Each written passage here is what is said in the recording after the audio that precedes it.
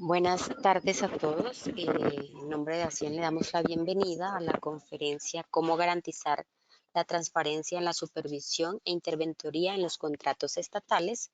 Esta estará liderada por el doctor William Rodríguez, no sin antes invitarlos a la feria laboral que se llevará a cabo el día 28 y 29 de junio, siendo el 28 la jornada virtual con toda la agenda académica, en donde se tratarán temas como la revisión de hojas de vida, cómo realizar una hoja de vida, cómo presentar un assessment. Y el día 29 de junio será la parte eh, presencial, donde estarán las empresas acá en la sede de ASIEM y pueden venir a aplicar a las ofertas laborales. A continuación le damos la palabra al doctor William.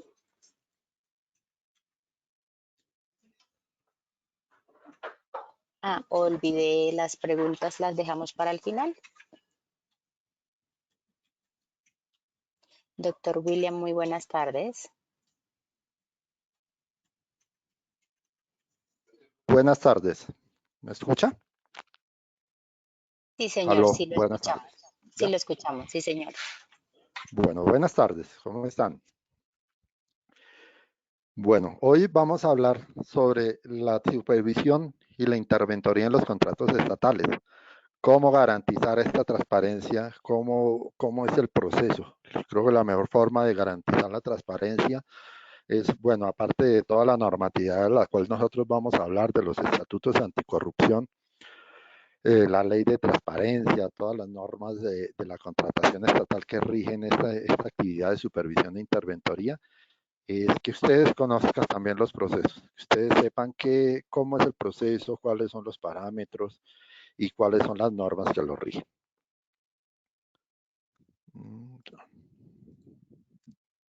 Ya, bueno.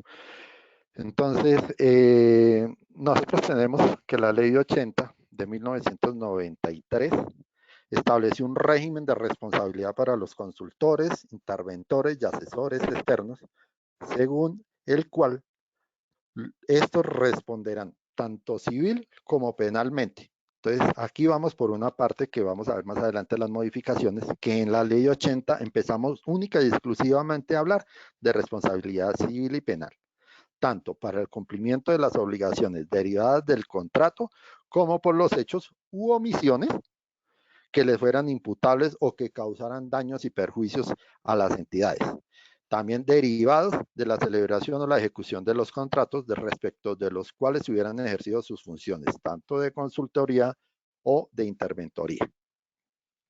De ahí pasamos a la ley 1474, del 2011, donde se amplió este régimen de responsabilidades, que es básicamente como lo tenemos actualmente.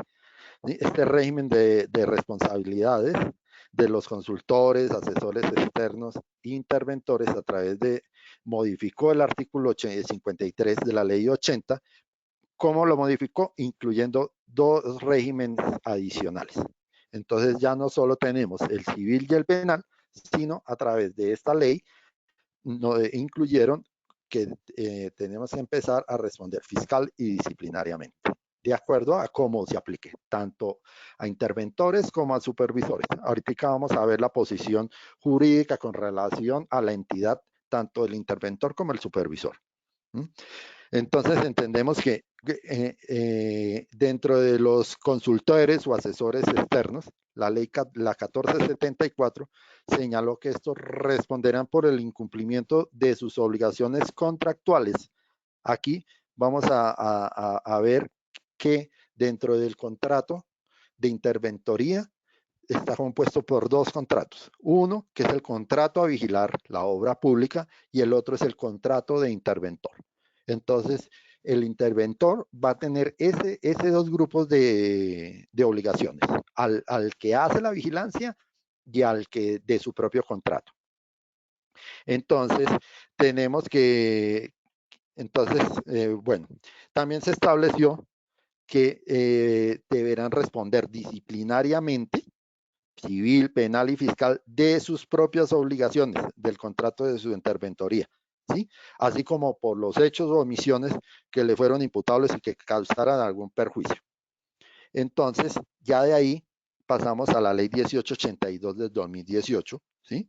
Que nos siguió modificando la ley 80, que realizó varios ajustes al régimen de responsabilidades de los consultores y de los asesores. Entre los cambios más relevantes se encuentra la limitación de estas responsabilidades, hasta dónde llega la responsabilidad del constructor, hasta dónde llega la responsabilidad de la administración, hasta dónde llega la responsabilidad del interventor o del consultor. ¿Sí? En esta ley 1882 se estableció que los consultores y los asesores externos también responderán civil, penal, fiscal y disciplinariamente por dos supuestos.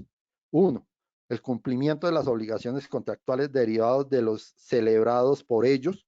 Y dos, de los perjuicios causados a las entidades contratantes derivados de la celebración y ejecución de los contratos respecto a los cuales ellos ejercen la actividad de consultoría. Entonces, ustedes que son consultores o van a ser consultores, que se están formando en esta parte legal de consultoría, tienen que tener en cuenta la diferencia entre estos dos tipos de contratos y entre el cumplimiento de la obligación de los dos contratos. ¿Sí? Esto último siempre y cuando tales perjuicios que se logren causar tanto de cualquiera de los dos contratos hubieran sido producto de hechos u omisiones que se les sean imputables y que sean constitutivos de incumplimiento. Entonces, aquí tenemos que ya empezar a hablar de una parte un poco más técnica y es la imputación, el grado de imputación y la forma y las pruebas que tengan de imputación a esa responsabilidad sobre ese hecho de los cuales se le atribuye su responsabilidad. Es importante también señalar que entre la ley 1882 incluyó la liquidación del contrato como una etapa a la cual le es posible imputar responsabilidad a los consultores y asesores externos en los dos supuestos anteriores. O sea que nuestra labor de consultoría, nuestra labor de interventoría va hasta la liquidación del contrato, pudiendo ser también extensiva a daños causados a futuros. Podemos estar hablando, por ejemplo, de un proceso de controversias contractuales por estabilidad de obra. En ese momento, de acuerdo a las garantías, podrían llegar a ampliarse la responsabilidad de ustedes como interventores. ¿Mm? Entonces, al margen, el margen para determinar la responsabilidad de los interventores se limita únicamente a los daños y perjuicios derivados de hechos u omisiones que impliquen el incumplimiento de las obligaciones contenidas en los contratos de interventoría. Esto no significa la exoneración de responsabilidades en los contratos o en los actos ya antes mencionados, sino que incorpora una limitación proporcional a la responsabilidad objetiva y solidaria que no estaba tan clara en esa ley anterior a la 1882. Entonces, se hizo también extensiva esta limitación de la responsabilidad, porque la legislación que nosotros traíamos antes y sobre las cuales nosotros trabajábamos para hacer imputaciones fácticas, no venía como muy delimitada. Esta ley ya nos limitó la responsabilidad a las 4 que ya habíamos hecho, pero también hizo extensiva a los proyectos de las asociaciones público-privadas. De ahí el artículo 7º de la 1882. Tenemos que también venimos que una anterior, que la cual es el código disciplinario, por la cual nos cubre a los interventores y a los supervisores, ¿sí? Que es la ley 1952 del 2019. ¿Sí? Este nuevo código estableció faltas disciplinarias propias de la contratación pública. Tenemos que en los numerales 6 y 7 se consagran específicamente faltas propias de los interventores y supervisores. La legislación anterior venía muy gaseosa y muy general, entonces se prestaba para cualquier clase de interpretación.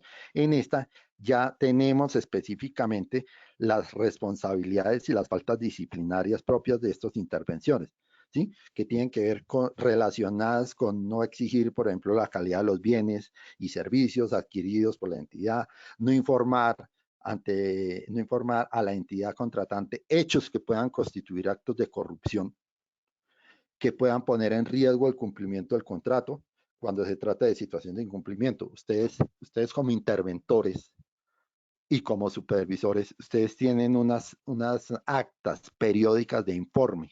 En esas actas periódicas de informe, desde el punto de vista legal, desde el punto de vista del litigio, tienen que ser muy claros y ubicar absolutamente todo lo que ustedes colocan. Porque decía un profesor que el diablo está en los detalles. En esas cosas pequeñas que a ustedes se les pasan, puede ser atribuidas de faltas disciplinarias y faltas que le generen a ustedes un tipo de responsabilidad. Entonces, y nunca va a haber un problema por exceso de información en un acta. Entonces es preferible que esas actas de interventoría estén sobre los excesos, que sean muy claras, que sean extensivas, para que ustedes tengan como esa arma de ustedes decir, venga, esto se informó desde el inicio, que yo lo informé y esto se puso en conocimiento y es un eximiente de responsabilidad a ustedes como interventores, ¿ya? Entonces aquí también tenemos, ustedes pueden buscar en el artículo 54 de la 1952, faltas relacionadas con la contratación y la falta de omitir el supervisor o el interventor el deber de informar a la entidad. Son problemas con los informes. Esto son problemas con los informes. Cuando a ustedes les faltan ese tipo de informes, cuando sus informes son incompletos, pueden generar esa falta. Entonces vamos a empezar a entender cuál es la diferencia entre la interventoría y la supervisión. ¿Sí? Son dos, ya les había dicho anteriormente, son dos puntos de vista que son distintos y pueden generar, si tienen puntos en común de responsabilidad, también tienen puntos diferenciales en responsabilidad. ¿Por qué? Porque la situación jurídica tanto del interventor como el supervisor con relación a la entidad estatal son completamente distintas. Entonces, tenemos que, en cuestión de interventoría, ¿sí?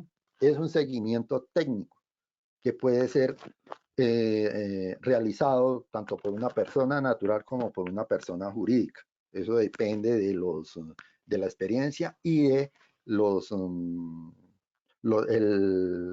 perdón que se me fue la palabra, los planes, toda la etapa precontractual, cómo se haya estructurado esos contratos. Entonces, ahí tenemos si hay algún tipo de limitación, tanto de experiencia o de persona jurídica o persona natural. ¿Sí? Este proceso de interventoría se hace a través de un proceso de contratación. Este proceso de contratación es un concurso de méritos. La norma establece que la interventoría se tiene que hacer por un concurso de méritos. ¿Esto en qué caso se hace? En los casos en que la ley lo establece. Hay unos contratos que es obligatorio por ley contratar la interventoría. Otro de los casos es cuando el seguimiento, la obra, la calidad de la obra, la envergadura de la obra requiere un seguimiento especializado, el cual no se cuenta, la entidad no cuenta con ese profesional o con ese grupo de profesionales que puedan generar ese control. Entonces, nos obliga a hacer ese tipo de contratos. O también cuando sí podemos tener el personal capacitado, pero por complejidad o por extensión necesitamos apoyo. Entonces, la entidad estatal puede determinar la intervención en todos los aspectos o en algunos aspectos. ¿En qué aspectos se genera la intervención? En los técnicos, en los administrativos, en los financieros, en los contables, en los económicos, en los jurídicos, también tenemos en los ambientales, tenemos cuestión de prediales, en cuestiones de seguros y hasta tenemos interventoría en riesgo. Entonces, puede que la entidad estatal contrate esa interventoría de estas obligaciones en general, como puede que lo haga diferenciando qué aspectos se van a cubrir en esa interventoría. El contrato de interventoría debe ser supervisado por la entidad estatal. Entonces ahí entramos a jugar las dos figuras, ¿no? Al de interventoría lo supervisa el el ordenador del gasto, ¿no? La modalidad de selección para este interventor es el concurso de méritos. Entonces, esa es como la parte general, la definición de ese contrato de interventoría. Ahora vamos a ver la otra posición, que es la supervisión. La supervisión también es un seguimiento integral que hace la entidad estatal, ¿sí?, a la ejecución del contrato para que el contrato cumpla con su propósito, cumpla con sus parámetros y cumpla con sus gastos estructurados, ¿sí?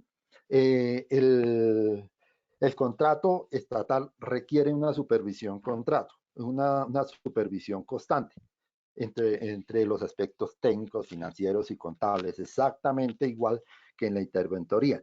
La diferencia viene acá, que siempre debe ser un funcionario de la entidad estatal. Esta es la posición jurídica que es distinta. El otro es un contratista externo y este es un funcionario de la entidad estatal. Entonces, al momento de nosotros entrar a un proceso disciplinario, a una intervención, a una caducidad y todo eso, este factor entre los supervisores entra a ser un factor delimitante, un factor diferencial.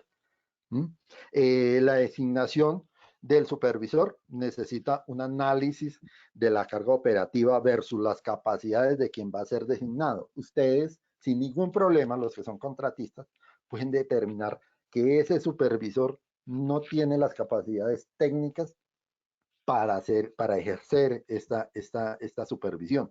Estamos hablando en obras. Puede ser que para un contrato de compra, para un PAE, para cosas de esas, el supervisor no necesite mayor capacitación, pero para un contrato de obras ese supervisor tiene que estar en capacidad igual al de interventoría, porque más adelante vamos a ver que estos dos contratos pueden ser concomitantes, pueden sobrevivir los dos dentro de la misma obra sin ningún problema.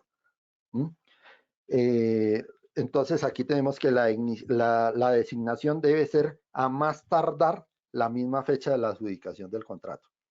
Entonces, en la fecha donde nosotros hacemos esa audiencia de adjudicación del contrato, tienen que estar la determinación del supervisor, ¿sí? La comunicación de estos supervisores siempre tiene que ser por escrito y eso tiene que estar reposado en el expediente. La legalidad con que se escoge al supervisor. Entonces vamos a ver cuáles son. Bueno, vamos a ver las funciones de los supervisores y los interventores. Entonces la función general del interventor es ejercer control y vigilancia a la ejecución contractual. Esta tiene que dirigirla a verificar verificar el cumplimiento y las condiciones pactadas. Lo primero que ustedes tienen que hacer como interventor es analizar las obligaciones que ustedes tienen como interventores y las obligaciones del contrato principal.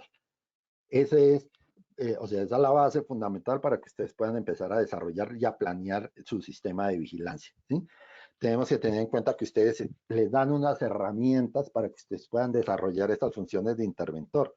Entonces, ustedes están facultados para solicitar informes, aclaraciones y explicaciones sobre el desarrollo de la ejecución. Yo entiendo que ustedes tienen que tener una muy buena relación con todas las partes, pero ustedes tienen que ser muy claros y ustedes tienen que ser muy objetivos porque ustedes tienen una responsabilidad fiscal con relación a ese contrato y ustedes tienen que ser muy tajantes en sus informes y en las relaciones que tengan con el interventor. También tienen, ¿por qué? Porque ustedes tienen una facultad de impartir instrucciones al contratista. Ustedes también pueden hacer recomendaciones. ¿Sí? ¿Para qué? Para lograr una correcta ejecución del contrato. ¿Sí? Es obligatorio. Esto es importante. Yo que estoy desde la posición de litigante también. Sí hago parte de una entidad estatal, pero también como contratista, también soy litigante y trabajo es obligatorio como tips para todas las funciones de ustedes. Todas las órdenes que ustedes entreguen y que ustedes reciban siempre tienen que ser por escrito. ¿Mm? ¿Por qué? Porque todos ustedes tienen que aportar eso a los informes. Y estos informes tienen que publicarse en SECOP. Ahí es donde esas órdenes o los condenan o los liberan. ¿De acuerdo? En ningún caso, ni el interventor ni el supervisor, en el ejercicio de sus funciones, puede llegar a sustituir a la entidad estatal en la toma de decisiones. Ustedes son de control y vigilancia, no de toma de decisiones. Siempre estas deben ser, las órdenes tienen que ser legales y tienen que darlas bueno, generarlas el representante legal de la entidad estatal o en su caso el delegado. Por lo general es el de obras públicas o en un contrato que no sea de obra pública, el secretario de gobierno, bueno, pero ese representante es el interventor o el supervisor de esto. Entonces, tenemos que dentro de esas funciones tenemos las funciones generales, ¿sí? Que tienen que velar por el cumplimiento en términos de plazo, calidades de los productos, cantidades, adecuada ejecución de los recursos del contrato.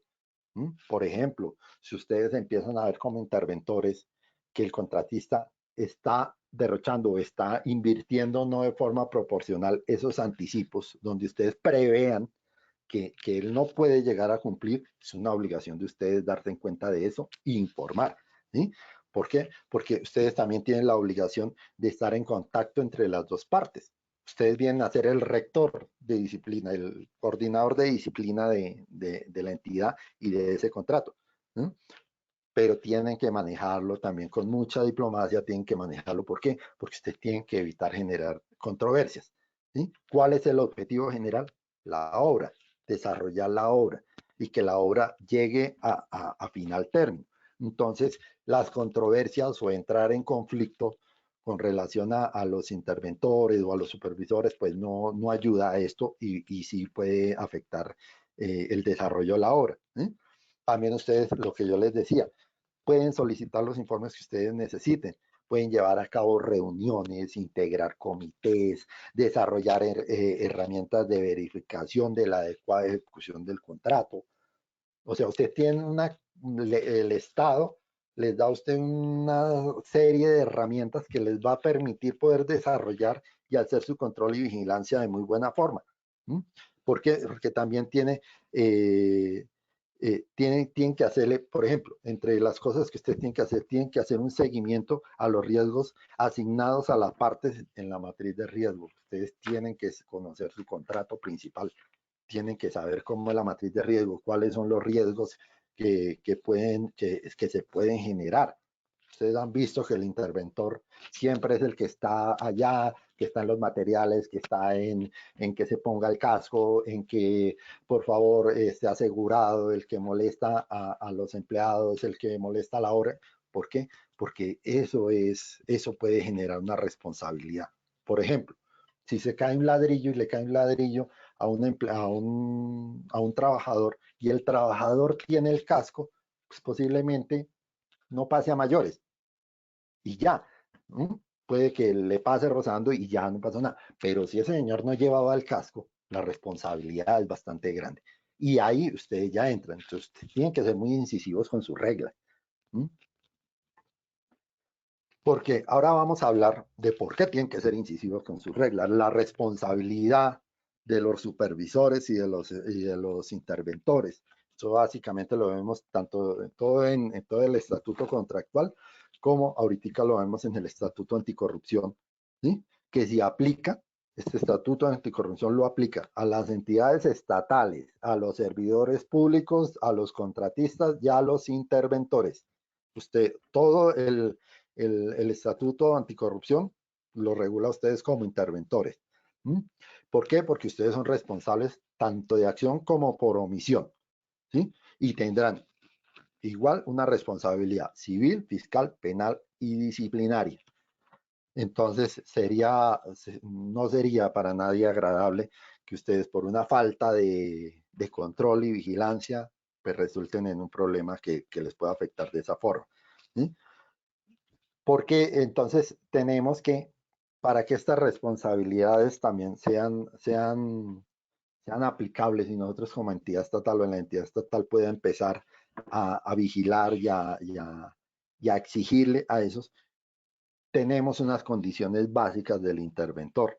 El interventor por ley tiene unas condiciones básicas que tienen que ver con su idoneidad profesional, con su experiencia, con su capacidad técnica, con la constante disponibilidad de tiempo.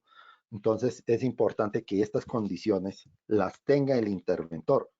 Por ejemplo, en cuestiones de identidad, de idoneidad profesional, tiene que conocer la materia, tiene que conocer el edificio, tiene que saber hacer edificios, tiene que saber hacer puentes, tiene que saber de contratos, por ejemplo, no hablemos solo de obra, hablemos del PAE, ¿eh? Tiene que saber de alimentos. Entonces, sí, ¿para qué? Para que él pueda demandar la aplicación de las reglas propias del objeto del contrato. Si no sabe del objeto del contrato, no sabe las normas, que eso cómo las va a saber eh, aplicar.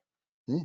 La experiencia profesional que haya tenido actividades idénticas o similares a la obra, una capacidad técnica, que sepa evaluar resultados, procesos, además que los use, que use las reglas de la experiencia. ¿Mm? Y la disponibilidad de tiempo, eso es impajaritable. Siempre tiene que estar el supervisor y el interventor. Bueno, aquí también vemos entonces que vamos un poquito a la ley 1474, donde nos habla de unas inhabilidades para contratar. Entonces, estas inhabilidades se las aplicamos al contrato de interventoría, esto es una parte fundamental de las cuales nos garantiza la transparencia en los contratos estatales, ¿sí? Y es, por ejemplo, que este interventor no haya financiado campañas. ¿Sí? Esto, bueno, parte de la situación de transparencia y la situación a ustedes también les sirve. Esto es un tip para ustedes porque ustedes pueden objetar un proceso de contratación.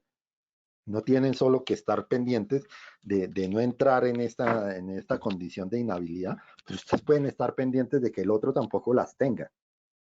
Sin ningún problema, ustedes pueden objetar un proceso de contratación a través de esta inhabilidad para contratar y eliminar la competencia. ¿Sí? Entonces, aquí el financiamiento de campañas, ¿sí? Porque no pueden tener aportes de más del 2.5% de sus sumas máximas a invertir en campañas. ¿Sí? Entonces, si ustedes están pendientes de eso, si ustedes están pilosos de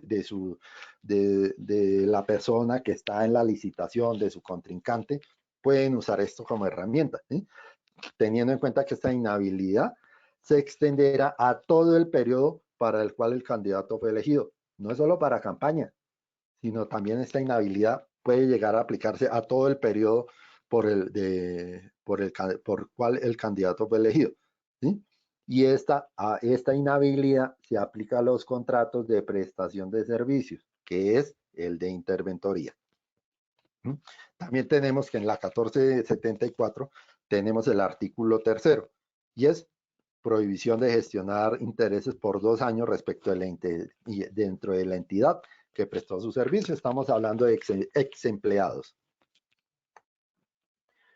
¿Cuáles son los sujetos disciplinables que nos da este estatuto anticorrupción? Tenemos que estos sujetos disciplinables en el régimen de la 1474 se aplicará a quienes cumplan labores de interventoría o supervisión. Entonces, por voluntad de este artículo, el estatuto disciplinario se aplicará a sujetos que efectúen labores de interventoría o supervisión, independientemente de la interventoría que no haga parte de la entidad estatal, ¿eh? Es sujeto disciplinable. También tenemos que el 45, el interventor es sujeto disciplinable, ¿sí? Puede actuar con conflictos de interés, apropiarse de recursos propios, puede ser para sí o para un tercero, ¿sí? Como las faltas gravísimas, que puede ser a título de dolo o de culpa. Entonces, la Comisión Nacional de Ciudadana para la Lucha contra la Corrupción, ¿sí? ellos también generan controles, generan recomendaciones, generan parámetros para que ustedes los interventores se puedan capacitar en esta lucha anticorrupción y no entren en este tipo ¿de qué? De falta, ¿sí? Porque también esta supervisión, estas leyes obligan a las entidades públicas a vigilar estos contratos. ¿Sí? No permite que se haga una contratación directa o que se haga una contratación de prestación de servicios a la supervisión, pero sí permite, ¿sí?, que se haga un contrato de prestación de servicios de apoyo a la supervisión. O sea, sí puede apoyar a través de prestaciones de servicios, apoyo a la supervisión, pero el supervisor principal tiene que ser de la entidad estatal. ¿Mm? ¿Y por qué? Bueno, entonces el artículo 83 de esta ley nos ilustra sobre la vigilancia, nos ilustra que la vigilancia y el control se pueden dividir, ¿sí? Por lo general, tanto el interventor como la figura del interventor como del supervisor no son concurrentes, ¿sí? Pero también le da la potestad que puede dividir esta vigilancia y control, ¿sí? Por ejemplo, en el contrato de interventoría, que viene a ser el contrato base, debe indicar las actividades técnicas a cargo de la entidad y cuáles a cargo del supervisor, ¿sí? Y en el de supervisión, los estudios previos deben contener cuáles son las actividades que están a cargo y las responsabilidades que están a cargo de la entidad estatal y por la cual se va a buscar el apoyo a la interventoría. Facultades y deberes de los supervisores. Ya vamos a la parte más actual de todo el Estatuto Anticorrupción, que vamos a la Ley 2195 del 2022. ¿Sí? Esta ley nos faculta, les da facultades y deberes a los supervisores y a los interventores, ¿sí? Tanto a la supervisión como a la interventoría implica un seguimiento al ejercicio del cumplimiento de la obligación. Esa la tenemos clara, que es para las dos partes. Para que puedan, le da unas facultades a estos interventores y fuera de eso, que ya veníamos hablando, pero también le da unas responsabilidades y es de mantener siempre esa información, mantener informada a la entidad contratante de los hechos o circunstancias que puedan que generen actos de corrupción o riesgos al cumplimiento del contrato. En el momento en que ustedes le logren demostrar que ustedes no fueron diligentes en sus labores, tanto de supervisores como interventores, es un espacio que da para que los medios de control, no las entidades de control, las entidades de control también, pero los medios de control que se usen en derecho administrativo se pueda fundar una responsabilidad. Tenemos que empezar a hablar también de las faltas gravísimas. Estas faltas gravísimas las tenemos contempladas en la ley 743. En la ley 743 contempla que es falta gravísima tanto del interventor como del supervisor no exigir, por un lado, la calidad de los bienes y servicios adquiridos por la entidad estatal o en su defecto los exigidos por normas técnicas. Ustedes tienen que ser muy diligentes en eso. Ustedes tienen unas herramientas para las cuales ustedes puedan exigir este tipo de calidades. ¿Por qué tienen que ser eso? Porque la responsabilidad disciplinaria también le cabe a ustedes, la responsabilidad fiscal, todo le cabe a ustedes. Entonces no es solo en un momento en que se cae un puente, por decirlo así, no solo la responsabilidad al Estado, sino la responsabilidad que el Estado les va a imputar a ustedes, ¿sí? También una de las faltas es certificar como recibida a satisfacción obra que no ha sido ejecutada y a cabalidad al 100%. Ustedes no pueden firmar acta de liquidación hasta que ustedes estén completamente seguros que esa obra terminó al 100%. No pueden entregar esa esa acta de recibo de satisfacción. También otra de las faltas es omitir el deber de informar a la entidad contratante los hechos o circunstancias que pueden constituir actos de corrupción, conductas punibles. Entonces pueden que esos actos de corrupción y todo eso sí se los hayan escondidos a ustedes como interventores o como supervisores, pero también está que ustedes tienen unas obligaciones y reglamentos por las cuales ustedes deberían haberse dado cuenta, ustedes deberían haberse enterado de esos tipos de actos de corrupción. Entonces, por más de que haya de pronto un eximiente de responsabilidad, que a ustedes lo engañaron, que a ustedes les dijeron mentiras, que a ustedes también les cabe culpa, porque ustedes tenían la obligación de haber controlado y haber preveído todas esas cosas y estar muy pilosos en su, de su qué, de su, sí, de esos actos de corrupción. ¿Sí? Entonces, ¿por qué? Porque es que el interventor, yo que les decía, es solidario responsable de cuáles de los perjuicios que le sean imputables al contratista. Bueno, aquí entonces vamos a hablar ya hablamos de que ustedes son responsables de la responsabilidad fiscal disciplinaria, el contratista y el interventor o el supervisor. Ahora vamos a ver cuál es la responsabilidad solidaria del ordenador del gasto. Mire, esto es supremamente importante para ustedes porque la responsabilidad se divide y los gastos se dividen y los costos de proceso se dividen. No de proceso, pero las indemnizaciones se dividen entre todas las personas que son responsables solidariamente. No es lo mismo, bueno, digamos que las multas personales y eso podrían llegar a ser personales, pero si hay unas multas que se dividen entre todos los responsables. Y aquí vamos a ver que el ordenador del gasto es responsable por no ejercer su labor. Entonces, ¿cuándo podría llegar a ser el ordenador del gasto responsable? ¿Sí? Por ejemplo, si es informado y no obliga, no conmina al contratista o al interventor al cumplimiento del contrato, se le pasaron los informes, ustedes como interventores pasaron los informes y él no reportó eso, no reportó como una falla, no reportó como una novedad, pues ustedes, por eso todo por escrito, señores, todo por escrito. ¿Sí? Por ejemplo, que el ordenador del gasto no tome las medidas necesarias para salvaguardar el interés general y los recursos públicos. Ahí le cabe una responsabilidad. Y como ustedes ya aprendieron que todo tiene que ser por escrito y que ustedes ya reportaron esas anomalías, pues ustedes supongo que ya estarán exentos de ciertas responsabilidades por su deber de informar. ¿Sí? Si esto no se cumple, será responsable solidario el ordenador del gasto. ¿Mm?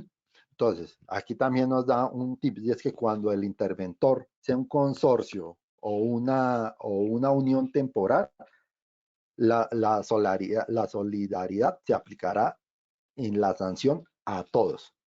Entonces, a todos tienen que ver en la cuestión de los consorcios y las uniones temporales. Pero es importante que en todas estas uniones temporales o en los consorcios quede muy claro cuáles son las responsabilidades de cada uno, porque en estos incumplimientos o en estas faltas, lo primero que nosotros como abogados entramos a determinar es si esa falta que hubo, si ese problema por la cual, por ejemplo, se cayó el puente, le correspondía a cierta parte de ese consorcio.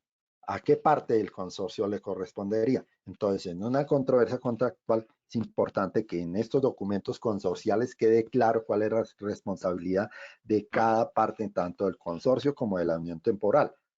Debemos tener en cuenta que estas dos figuras manejan responsabilidades distintas, pues que eso lo veremos ya después. ¿Sí? Pero ¿qué? Pero sí se le aplicará la sanción, habrá una solidaridad en la sanción a todos dependiendo de su grado de participación en el consorcio o la unión temporal. Y si al interventor que le apliquen dos inhabilidades por el mismo hecho, solo se aplicará a la que tenga mayor tiempo. Eso no quiere decir que la otra no se aplique. Por ejemplo, si tenemos dos sanciones y tenemos una por 2 años y tenemos una por 4 años, ¿m? Eso no quiere decir que esa sanción se va a volver de 6.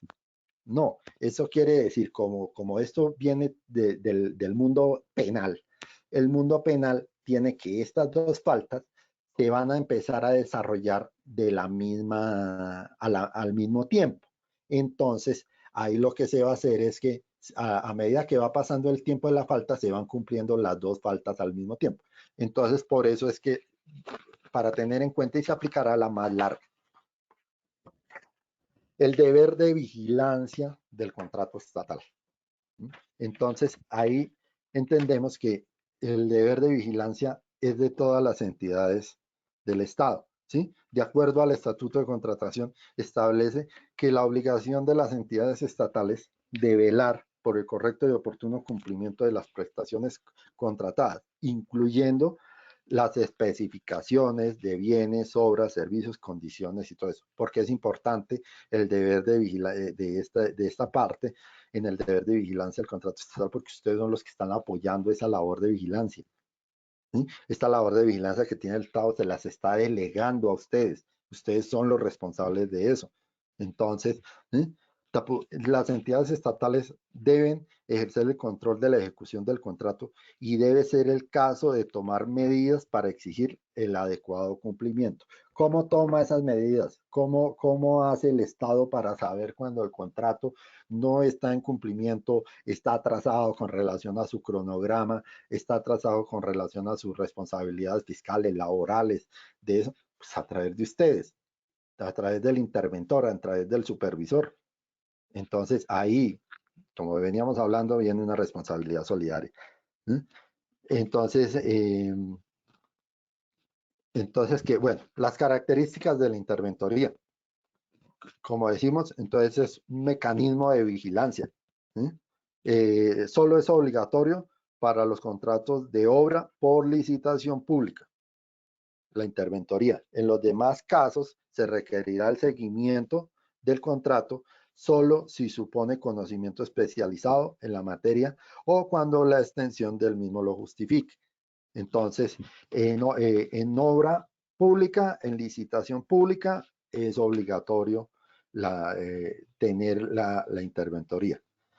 Porque este mecanismo de vigilancia exige en su ejecución la utilización de conocimiento especializado. Entonces requiere un conocimiento profesional. Entonces, ya habíamos hablado cuál es el proceso para exigir, para contratar un interventor, es el concurso de méritos. ¿Sí? Y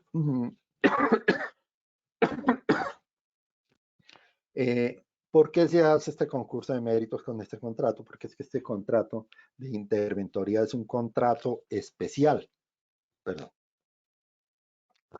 es un contrato especial. ¿Por qué? Porque es un contrato de consultoría, es una prestación de servicios.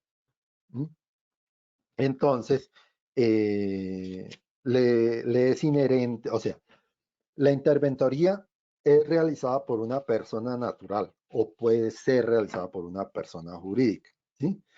Porque le es inherente el seguimiento técnico. Es la obligación básica, es el objeto básico de ese seguimiento técnico, como la vigilancia de la correcta ejecución del contrato vigilado, ¿sí? Pero se podrían llegar a pactar obligaciones para que el contratista realice el seguimiento administrativo, financiero, contable o jurídico.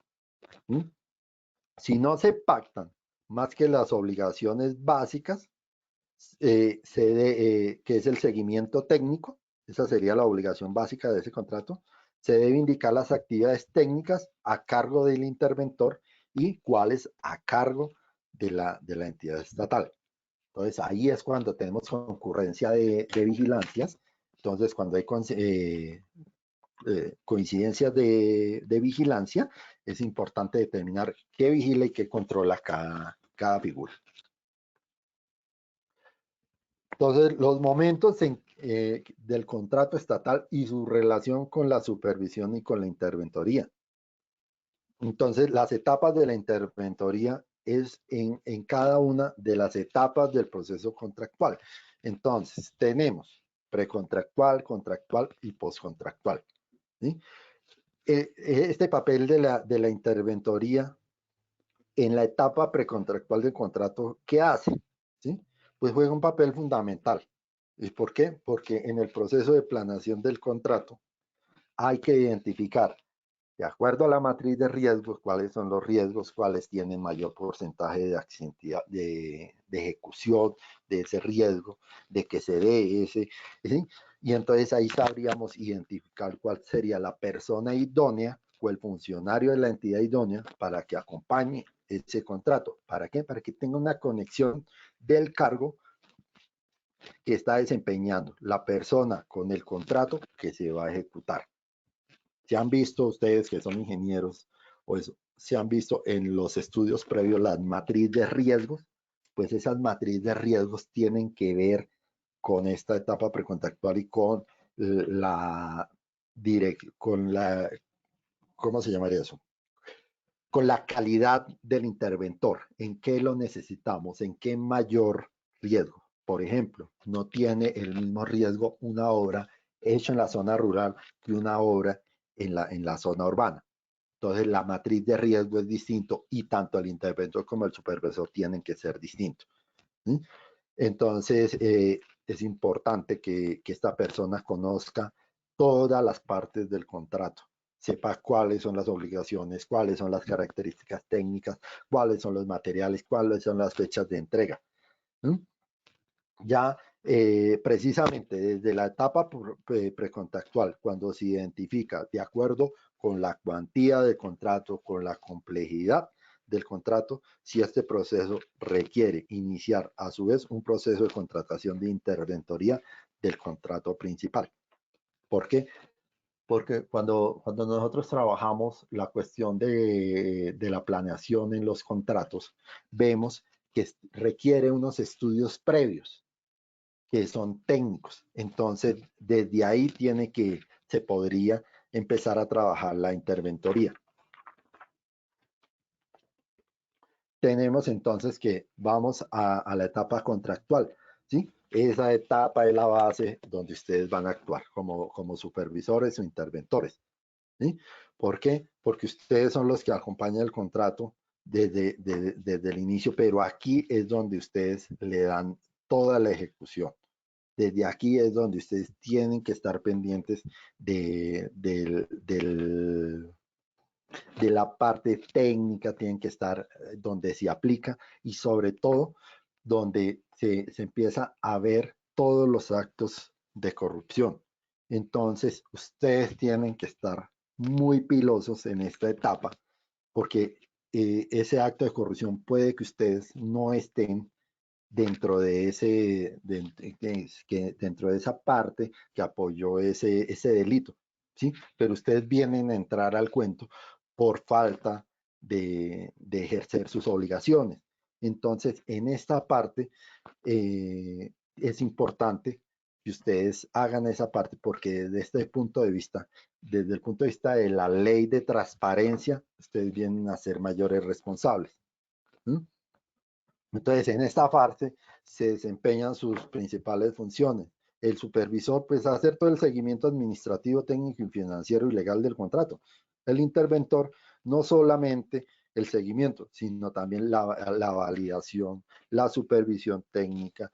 Tiene que ser muy riguroso con los elementos, ¿sí? Con los elementos tanto legales, financieros, administrativos, también en temas técnicos, ¿sí? Donde el interventor viene a jugar una parte fundamental en esta etapa. Por eso es que se requiere tanto conocimiento especializado con relación a estos interventores, porque es que la labor de ustedes es muy grande y ustedes tienen que saber de muchas cosas, ¿sí? Ya en la etapa postcontractual o de liquidación, tenemos que tener en cuenta que no termina con el acto de liquidación, ¿sí? ¿Por qué? Porque el supervisor debe suscribir el acta de liquidación. El interventor debe acompañar el proceso de liquidación. No es solo la entrega, sino todo el proceso de liquidación también, porque ellos son los llamados a acompañar el balance final, balance final del contrato, donde vamos a establecer también la ecuación contractual, donde vamos a ver cómo quedó el contrato en la parte económica, en el cumplimiento de obligaciones, el cumplimiento de financiero. Entonces, esa parte es supremamente importante para ustedes. ¿Cuáles son las inhabilidades para contratar?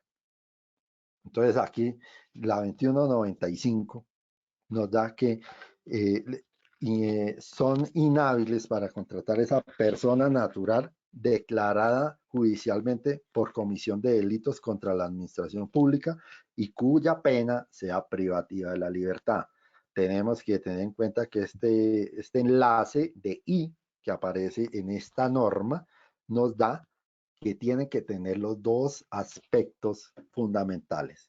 Esto quiere decir que ¿cuáles son los dos aspectos? Que tiene que ser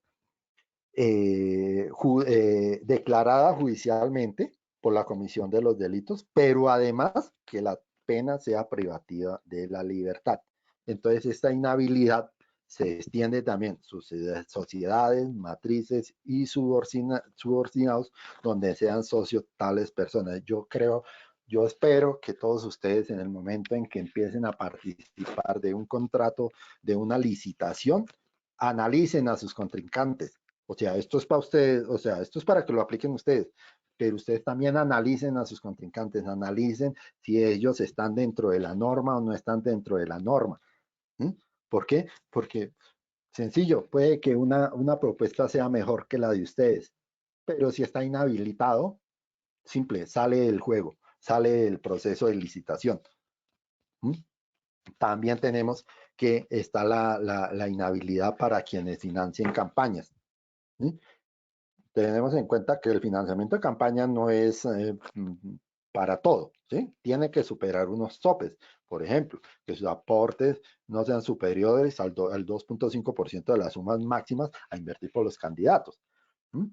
Entonces, y esta inhabilidad se extiende a por todo el periodo por la cual el candidato fue elegido.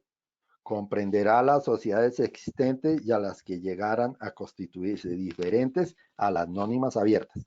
También esta cubre la inhabilidad a las personas que se encuentran dentro del segundo grado de consanguinidad, segundo de afinidad, primero civil, en la que se haya financiado la campaña. Entonces espero que ustedes hagan un análisis perfecto de su competencia y empecemos a objetar contratos y a pasar objeciones, ¿sí? La prohibición para exservidores públicos que gestionen intereses privados. Entonces, pueden prestar a título personal o por impuesta a personas servicios de asistencia, representación o asesoría en asuntos relacionados con las funciones propias del cargo o permitir que esto ocurra hasta por 2 años después de dejar el cargo con respecto a la entidad estatal a la cual prestó sus servicios y para la prestación de servicios o asesorías a las cuales estuvieron sujetos a vigilancia, control, inspección o regulación. O sea, si ese servidor público ejerció este tipo de acciones, pues ellos están inhabilitados por 2 años. Entonces, yo los veré bien pilosos a mirar su competencia, No solo tienen que estructurar sus propuestas, sus garantías, sino también empezar a analizar la de los demás. Estar bien pilosos, por ejemplo, en las audiencias de adjudicación de riesgos, de adjudicación de contratos, de evaluación de propuestas, bien pilosos a lo suyo y a lo de los demás. Entonces, delitos contra la administración, exclusión de beneficios de los delitos contra la administración pública. Esta norma viene muy clara y se articula con el Código Penal, ¿sí? Donde nos determina que el interventor o supervisor queda condenado por delitos contra la administración pública y los que sean condenados no tendrán 3 tipos de subrogación. Subrogados penales o mecanismos sustitutivos de la pena.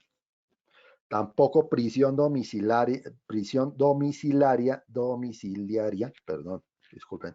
como sustitutivos de la pena de prisión, y no habrá lugar a ningún beneficio, tanto de subrogado legal, judicial o administrativo. Entonces, determina, esta norma ya nos viene a limitar muchísimo más estos beneficios que se le daban a esas personas que eran condenados o que eran imputados y que tenían una serie de beneficios que parecían ilimitados, ¿sí? Teniendo en cuenta que estos beneficios se aplicarán, esta falta de beneficios, estos beneficios que no se le concederán al que realice esta conducta o participes en ella. ¿Sí?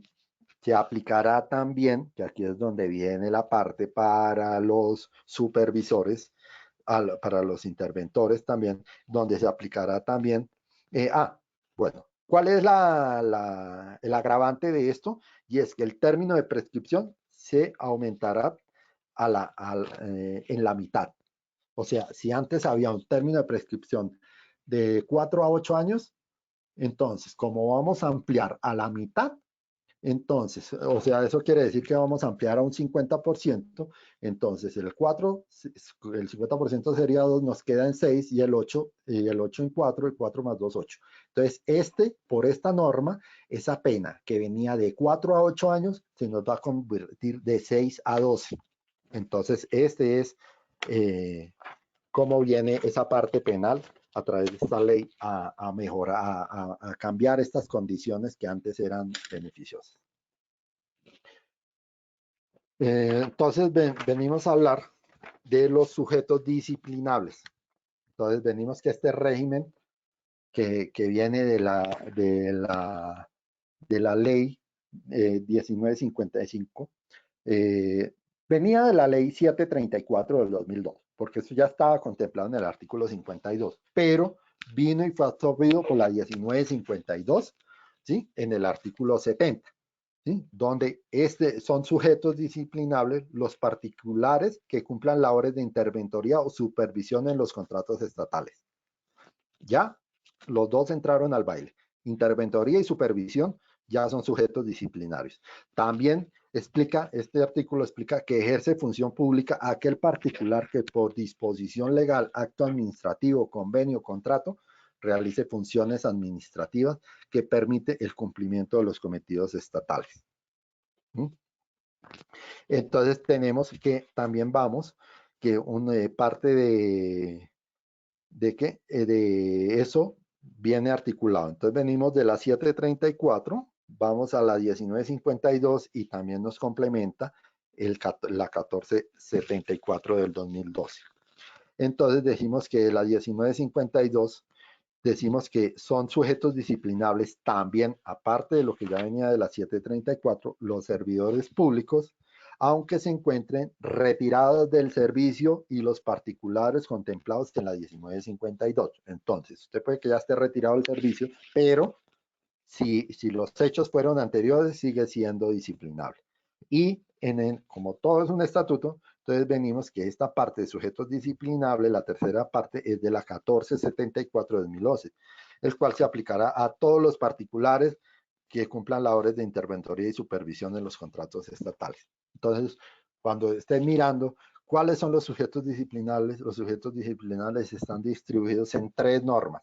La ley 734 de 2002, ¿sí?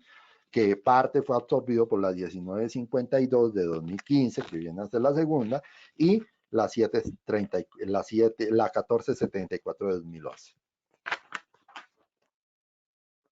Entonces, faltas gravísimas, ¿sí? Que viene contemplada en este estatuto anticorrupción.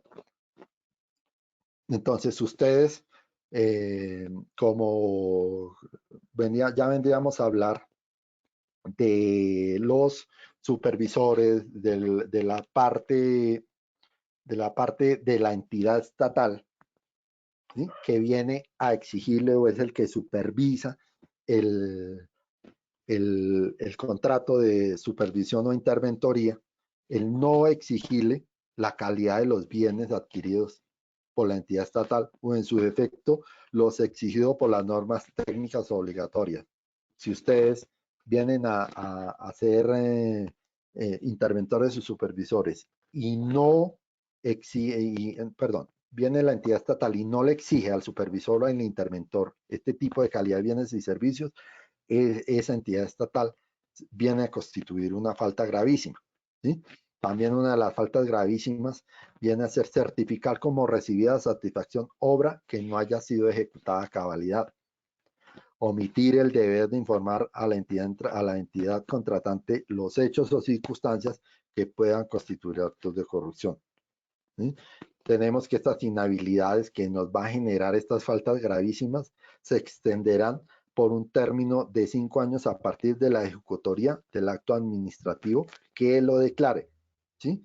El ordenador del gasto será solidario responsable de los perjuicios que ocasione con el incumplimiento y por los daños que sean imputables al interventor. Entonces aquí entra el baile, interventor y ordenador del gasto, y ya veníamos que en las cuestiones de supervisión viene a entrar el supervisor del contrato. Entonces ya tenemos 3 sujetos más disciplinables ahí. ¿Por qué se hace todo esto? Por la obligación de vigilancia y control de la entidad estatal, ¿sí? La entidad estatal tiene una obligación constitucional de vigilar el buen y el correcto gasto de los dineros públicos, y esto lo va a hacer a través de 2 figuras que vienen a ser estas 2 figuras de intervención y supervisión. Entonces, venimos que esta función de vigilancia y control las podemos dividir. Por regla general, no serán concurrentes, pero sí ya veníamos que hay unas potestades que se pueden concurrir. Ya dijimos que el contrato base es el de interventoría, pero se puede hacer que el contrato puede indicar las actividades que tenga el supervisor e interventor. Entonces, los dos tienen obligación de vigilancia y control. Entonces, tenemos que el contrato de interventoría será supervisado directamente por la entidad estatal. Los estudios previos de los contratos cuyo valor supere la menor cuantía, con independencia de la modalidad, deberá pronunciarse sobre la necesidad de contratar. Esto viene de los estudios previos. Entonces, pues espero que ya les dé un poquito más de visión de cuáles son sus labores, cuáles son sus responsabilidades y cómo estas 2 figuras de la interventoría y la supervisión son herramientas contra la corrupción que están reforzadas a través de este estatuto anticorrupción, que estatuto anticorrupción no lo podemos venir a determinar con la última ley que vino a modificarse, que vino a ser creada, que vendría a ser la 1952 del 2022, o de la ley 734, o del Código Penal, o de la 2195 del 2022, como si fueran leyes independientes. Sí, vienen a ser leyes independientes, pero todas hacen parte de un estatuto anticorrupción. Espero que les haya gustado, que les sirva. Quedo pendiente a sus respuestas, a sus preguntas. Ingeniero, perdón, doctor, tiene una solicitud del ingeniero Rubén Darío, ¿Listo? que se alcanzó a conectar un poquito tarde, que si es posible que pueda repetir las normas. Permítame la habilito porque no me deja ver la pantalla completa. El micrófono al ingeniero Rubén para que nos confirme la solicitud. Ingeniero. Bueno, buenas tardes, ¿me escuchan? Sí, Sí, señor. señor. Sí, señor. Ok. El evento es que entré 5 minutos tarde, cuando ya estaban hablando sobre la normativa, y no sé qué normas no escuché que citaran. Entonces le agradecería repitiera las normas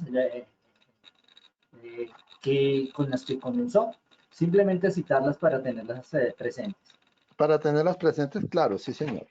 Entonces venimos que el Estatuto Anticorrupción, viene de la Ley 734 del 2002, viene una parte, después pasamos a la 1474 del 2011, ahí ya vamos por dos que componen el Estatuto Anticorrupción.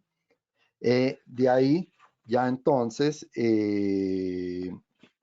venimos ya a las últimas, que viene a ser las 1474 de 2011, ya se las había eso, la 2195 del 2022 y la de la 1952 del 2022. Así se Ok, venía a establecer parte del Estatuto Anticorrupción.